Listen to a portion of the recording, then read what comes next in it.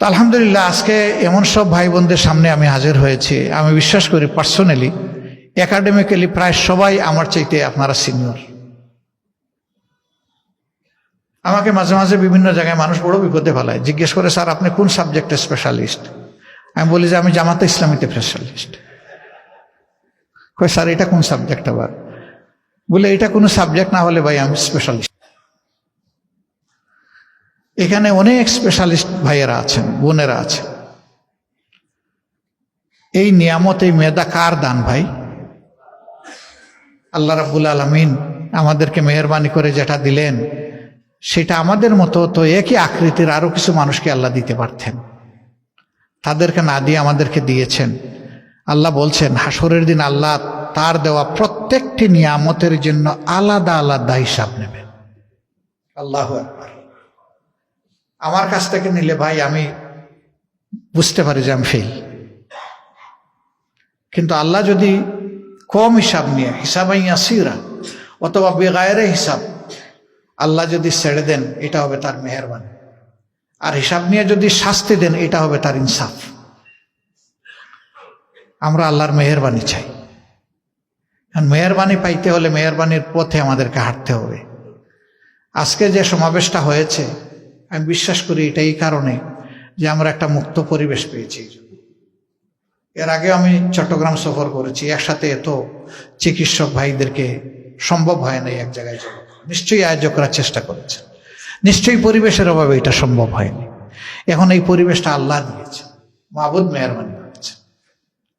আমি এই পরিবর্তন আসার সম্ভবত 2 মাস আগে ঢাকা মহানগরীর দক্ষিণের একটা দায়িত্বশীল সমাবেশে বলেছিলাম যে আমি ছোট্ট মানুষ, আমার দিল বলে এই জাতির প্রসব ব্যথা শুরু হয়েছে এবং ইনশাআল্লাহ আমরা ভালো কিছু দেখব।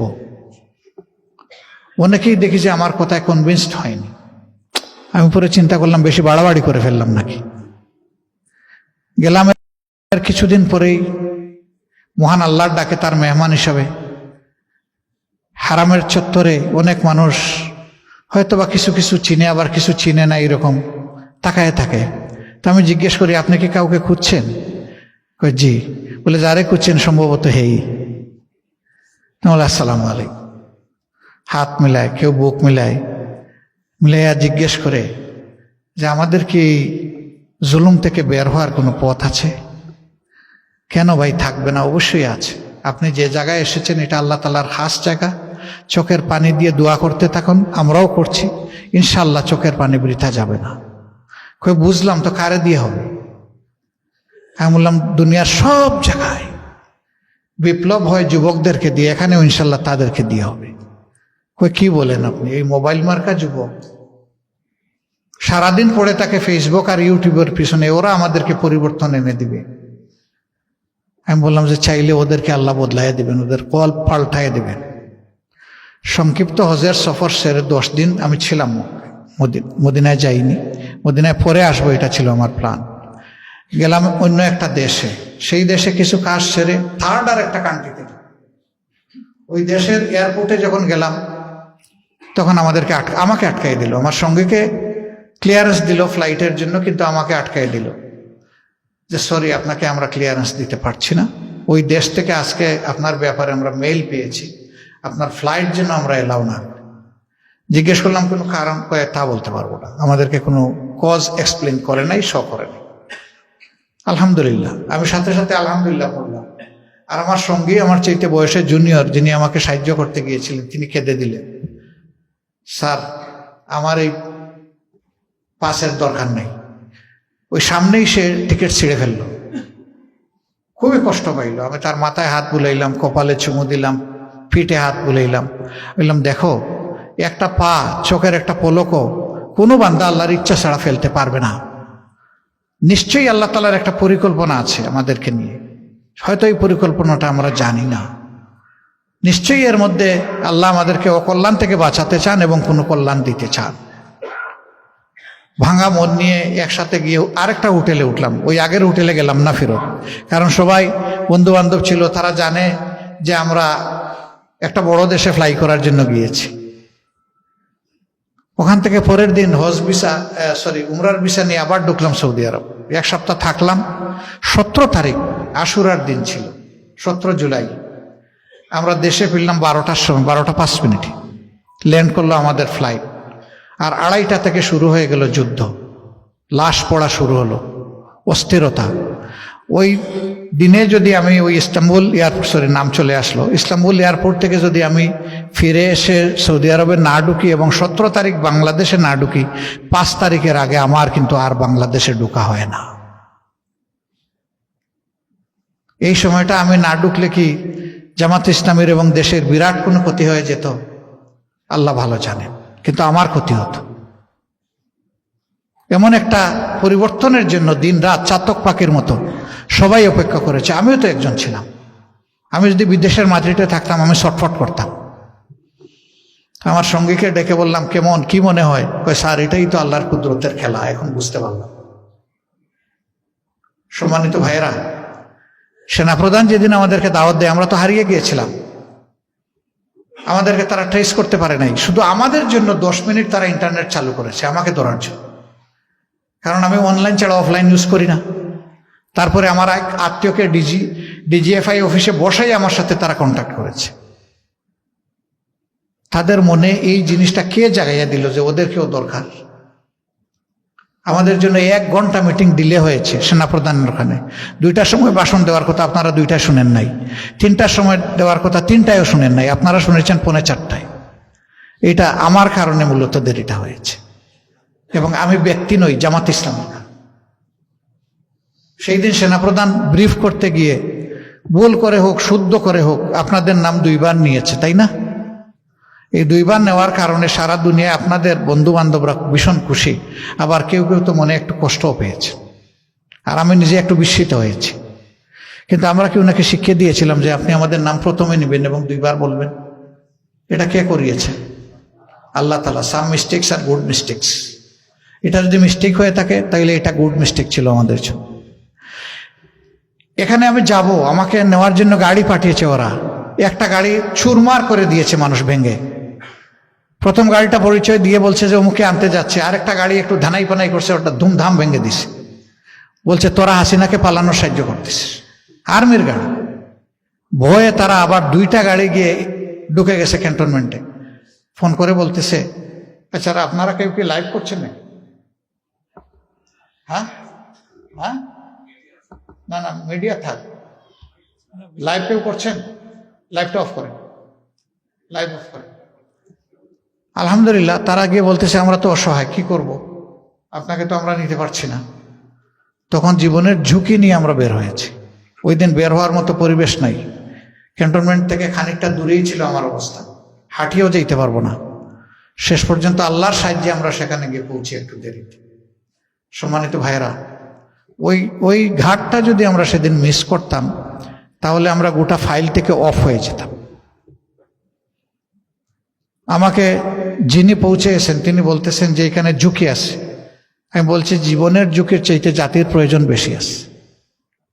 আল্লাহ যেহেতু হায়াত দিয়েছেন, জীবনের ঝুঁকি আমাকে নিতে হবে আল্লাহর উপর ভরসা করে।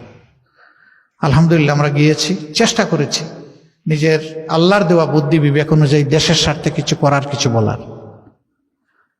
এই সব কিছু আল্লাহ তাআলার পরিকল্পনা। আমি আমেরিকায় থাকলে কি এটা হইতো নাকি আমার দ্বারা?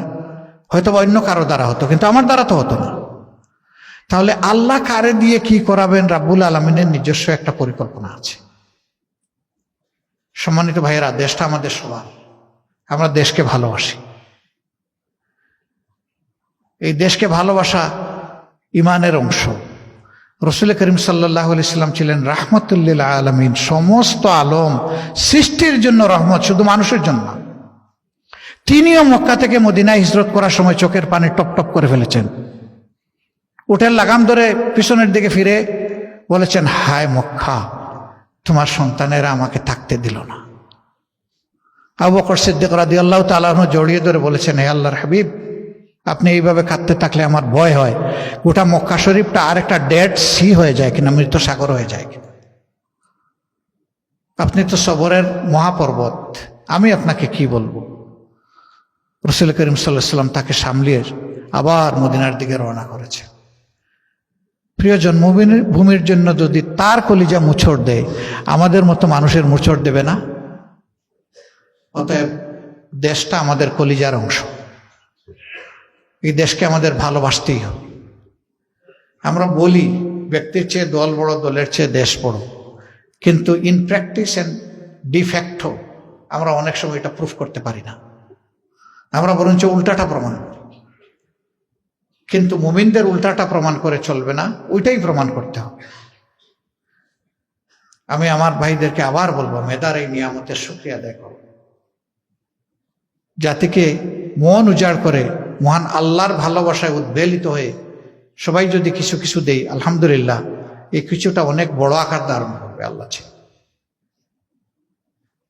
সমাজকে, চিকিৎসক সমাজ ইচ্ছা করলে পাল্টে দিতে পারবে।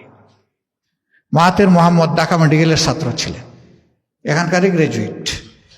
তিনি বিধ্বস্ত মালয়েশিয়াকে তুলে ধরে মর্যাদার মালয়েশিয়া হিসেবে দুনিয়ার সামনে প্রতিষ্ঠিত করতে তার সমস্ত মেধাকে তিনি ব্যয় করেছিলেন। আপনারাও সবাই পারবেন। ছাত্র জীবনে অনেকের অনেক ত্যাগ আছে, কন্ট্রিবিউশন আছে। কর্মজীবনে এসে পরিবার, পরিবেশ, এই দুইটা আমাদেরকে অনেক সময় আমাদেরকে হারিয়ে দেয় আমাদের পথ থেকে।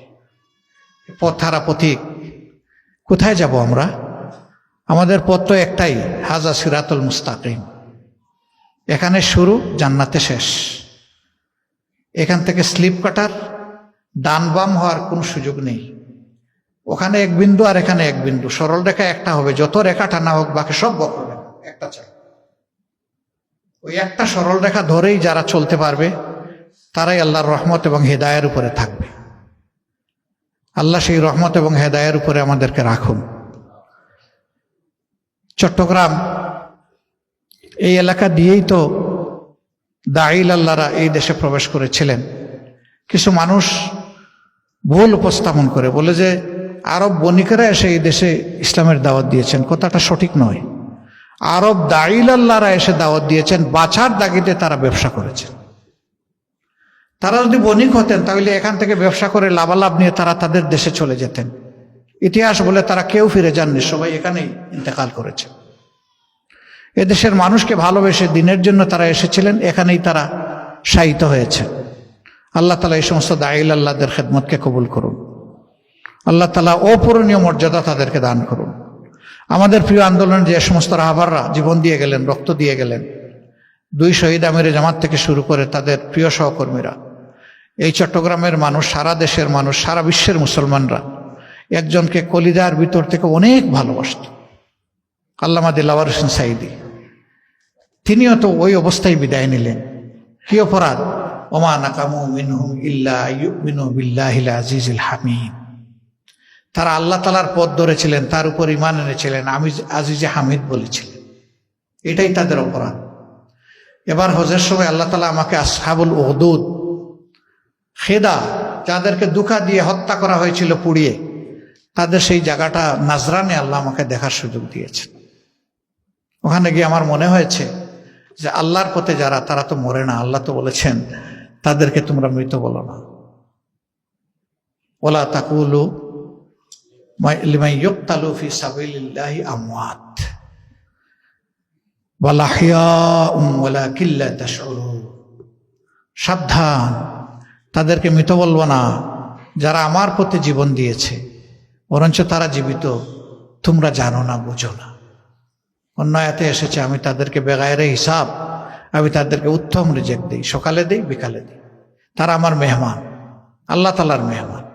সম্মানিত ভাইরা, সেই শহীদদের রেখে যাওয়া আমানত আজ আমাদের কাছে। সেই আমানতকে আসুন একটু সম্মান করি। তারা যে পথে আল্লাহর প্রিয় হয়ে গেলেন, চলে গেলেন দুনিয়া থেকে বিরল সম্মান নিয়ে, কোটি কোটি মানুষের চোখের পানি নিয়ে। মানুষ তাদেরকে ভালোবেসেছে, আল্লাহর দরবারে মাগফিরাতের জন্য, উচ্চ মর্যাদার জন্য দোয়া করেছে। আমাদের মৌটাও সেই রকম হোক।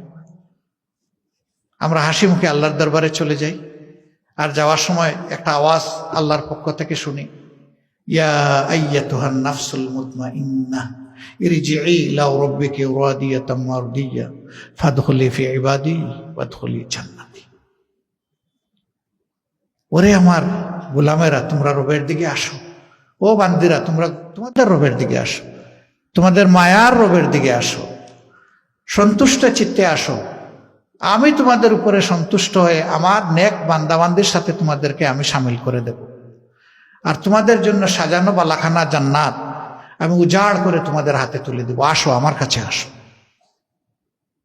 আল্লাহ তাআলার সেই মহব্বতের আওয়াজটা আমরা যেন দিলের কান দিয়ে দুনিয়া থেকে ইন্তেকালের সময় শুনতে পারি, তাহলে ইনশাআল্লাহ আমাদের আখেরাত সার্থক হয়ে যাবে, উজ্জ্বল হয়ে যাবে। আসুন, জাতিকে কিছু দেওয়ার অঙ্গীকার নেই। যে রচনা রচিত করেছিলাম ইন্টারমিডিয়েটে, মাই এইম ইন লাইফে, আমার জীবনের লক্ষ্যে, সেই রচনার বাস্তবায়ন ঘটাই। আল্লাহ আমাদেরকে তৌফিক দান করুন। এখান থেকে আল্লাহ তাআলা আল্লাহর এমন এমন বান্দাবান্দি বের করে আনুন যাদের কারণে এই সমাজ বদলে যাবে, পাল্টে যাবে ইনশাআল্লাহ। মহান রবের দরবারে এই দোয়া করে আপনাদের সেহাতে, হায়াতে, আপনাদের রিজেকে, আপনাদের ইজ্জতে, আপনাদের ইলমে এবং আমলে আল্লাহ তাআলা অফুরন্ত বারাকা দান করুন। মহান রবের দরবারে এই আকুতি রেখে আমার কথা এখানেই শেষ করছি। আসসালামু আলাইকুম ওয়া রাহমাতুল্লাহি ওয়া বারাকাতুহু।